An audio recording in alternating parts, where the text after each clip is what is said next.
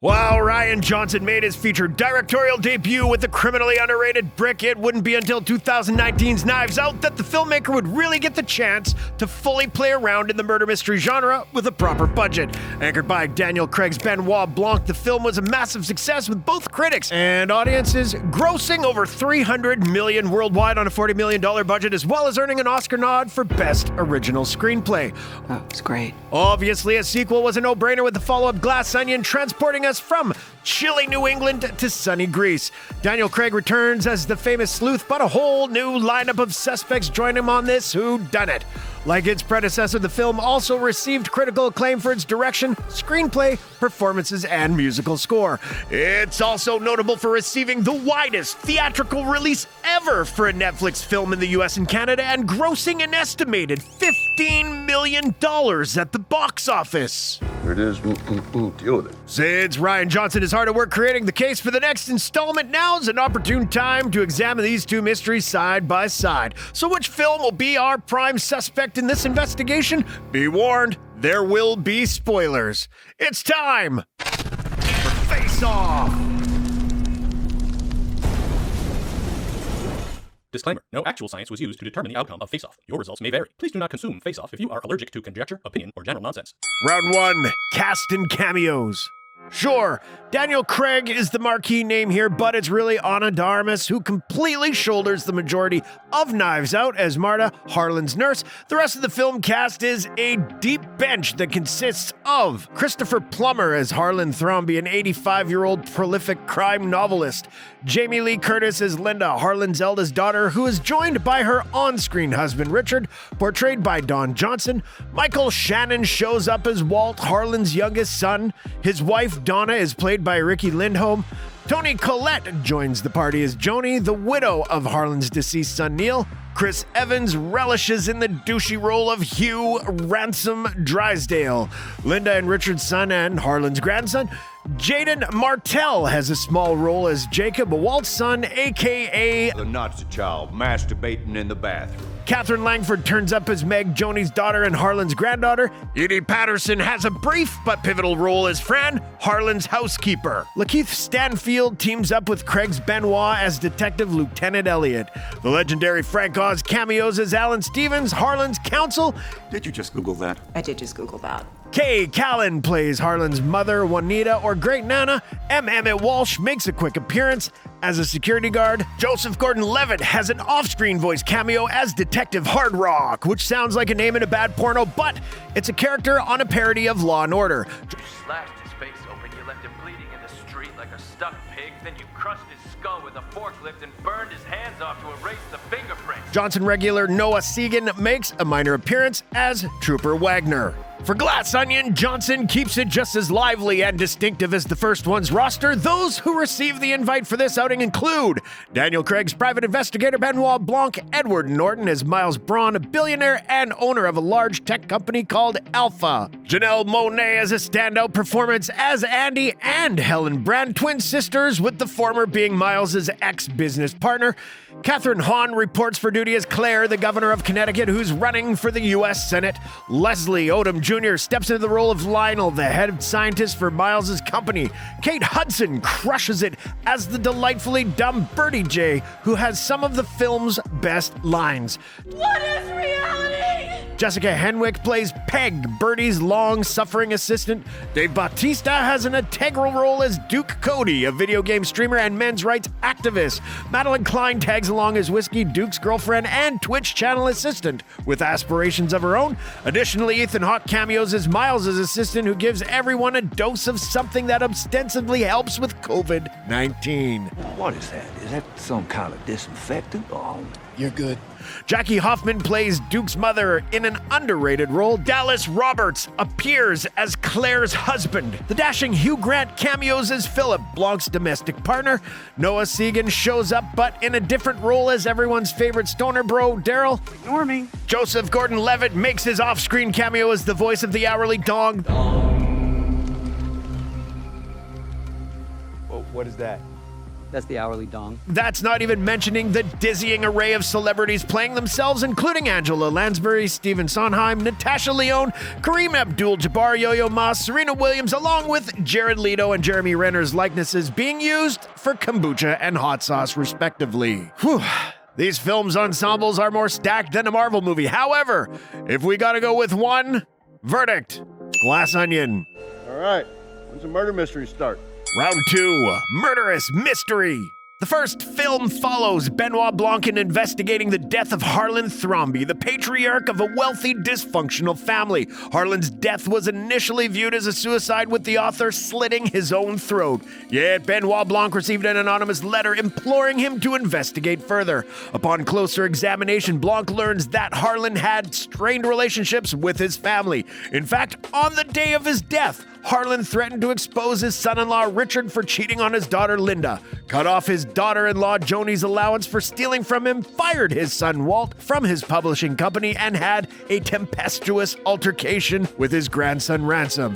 The really neat element of this film is that it operates in a rather unconventional manner, providing us with enough details of what happened to Harlan. Unbeknownst to Blanc, Harlan's nurse Marta seemingly mixed up his medications, making her think she overdosed him with morphine and was unable to find the antidote, apparently leaving Harlan only minutes to live.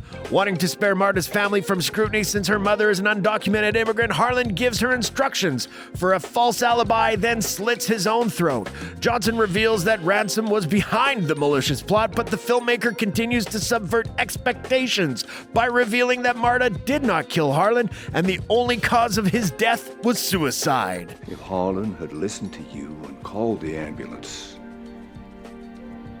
you would be alive today. Glass Onion, while still containing fun twists, functions as a somewhat more straightforward mystery, albeit with a non-linear narrative. This time, Blanc tackles a new case revolving around tech billionaire Miles Braun and his closest cohorts. During the height of the COVID-19 pandemic, Braun hosts a murder mystery game on his private island in Greece and invites his 5 friends. However, Braun is confused by Blanc's presence, yet lets him stay, assuming another guest invited him as a joke.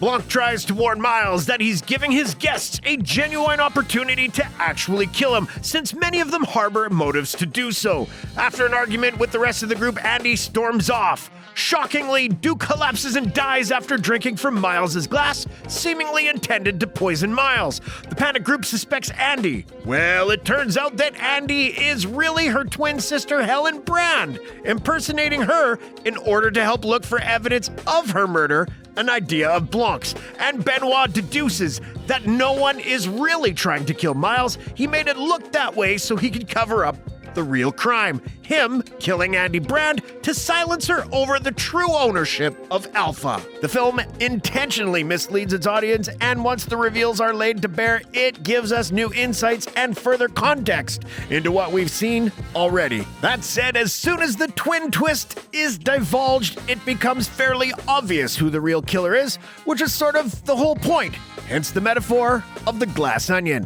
While both films contain similar setups, Rian Johnson was able to successfully differentiate each in terms of its mysteries and solutions, but it was Knives Out that really put a fresh spin on the timeless genre. Accomplished by seemingly showing the solution to the mystery before the end of the first act, Rian pulls the rug out from under us at almost every turn to supremely satisfying results. So this round goes to Knives Out. It makes no damn sense. Compels me, though. Round 3, Benoit Blanc. As a fan of Agatha Christie, Johnson brought his own spin to the genre along with a distinct version of Hercule Poirot in the form of Daniel Craig's charming Benoit Blanc. Benoit Blanc's master detective is the main connective tissue between the films in this franchise and very much the highlight of both films. While the marketing of the first film would lead you to believe that Daniel Craig and his hokey southern accent would be the protagonist, you'd be wrong. Rian Johnson smartly places Blanc in the peripheral and focuses on Marta, the de facto protagonist, instead. We follow her for the majority of the first film as she attempts to cover up what she believed was her accidental murder of Harlan from Blanc. Okay, yeah, we definitely could have used more Benoit in this movie, but it was a clever way to inject new life into this old-fashioned genre.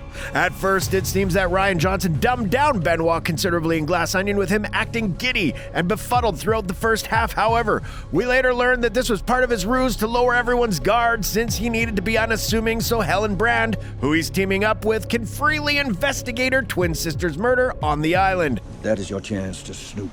Snoop. Snoop. This proves another wise choice by Johnson, as it allows Blanc to be more central to the narrative this time, as well as giving us some glorious one-liners. Halle Berry. That has a kick. We also receive a bit more backstory to Blanc, with him on lockdown at home and in between cases at the onset. While Craig dazzles us with his magnetic performance across each film, Blanc is given more depth in Glass Onion. Look into the clear center of this glass onion. Round 4. Setting. Rian Johnson certainly knows how to make the most of his locations. In Knives Out, Johnson takes us to chilly autumn New England, specifically Massachusetts. The characters are dressed warmly in coats, jackets, and, of course, wool sweaters. The mansion is a gorgeous, grand building with Gothic features suiting the film's central mystery well. In the sequel, Johnson whisks us away to a vibrant, sun-soaked Greece with a beach setting and summer attire. The main reason for the change in scenery? Rian was writing Glass Onion during the COVID lockdown of 2020 and wanted to be on a beach vacation more than anything. Can't say we blame him. The location works wonders for the film, as it isolates all our main players together, as well as being appropriate for megalomaniac Miles Braun's extravagant lifestyle. Why is it on the roof? Because there's nowhere to drive it on the island. The setting of each film informs the story and its characters while remaining unique to the vibes of the particular location. Therefore, this round is verdict draw. Bask in the sun, swim in the Ionian Sea. That is the Aegean Sea. Oh, yeah. It is. It is. Round 5. Sense of humor. Make no mistake, these films are full of Rian Johnson's signature wit. In Knives Out, we have character quirks such as Marta being unable to lie without vomiting, which she avoids by giving accurate but incomplete answers when questioned. The fraught family dynamics provide a lot of levity to the life or death situation. There's also Benoit and his penchant for food-themed metaphors. A donut hole in a donut's hole. But we must look a little closer. And when we do, we see the donut hole has a hole in its center. Finally, there's Chris Evans going full-blown asshole as Ransom, him clearly enjoying every moment of playing a bad guy post-Captain America, and pre his wonderful over-the-top turn in The Gray Man. All right, what is this? What's this arrangement? Mr. Drysdale. CSI KFC? For the second installment, the humor really seems to fit the tone much better, with the film functioning as a satire. There's the name drops. You know I got Phil Glass to compose that? What? Who's Phil Gas? The memorable quotes. Buttress those feelings now. Buttress them. The visual gags. This is a smuggler's garden. This is a smuggler's garden. Please keep our water clean. Please keep our water clean. The Benoit Blancisms, you name it. Unfortunately, this crime clashed with the presence of Benoit Blanc. One of the film's best sequences involved Blanc solving Braun's murder mystery game, ghostwritten by Gillian Flynn no less, almost immediately. And any scene involving flighty Birdie J is guaranteed to get a laugh, even when it's about sweatshops.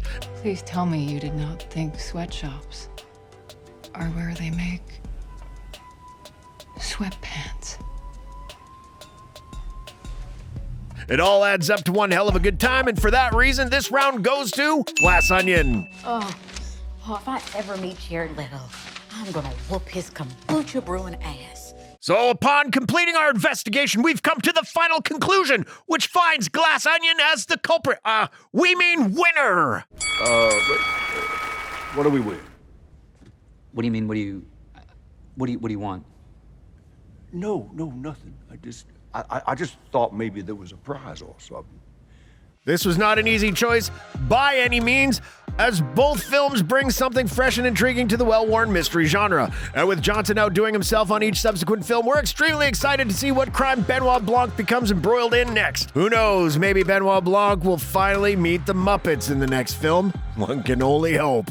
But don't let us have the final word. Tell us in the comments which Benoit Blanc mystery flick is your pick. Glass Onion or Knives Out. And as always, thanks for watching. You gotta do this more often.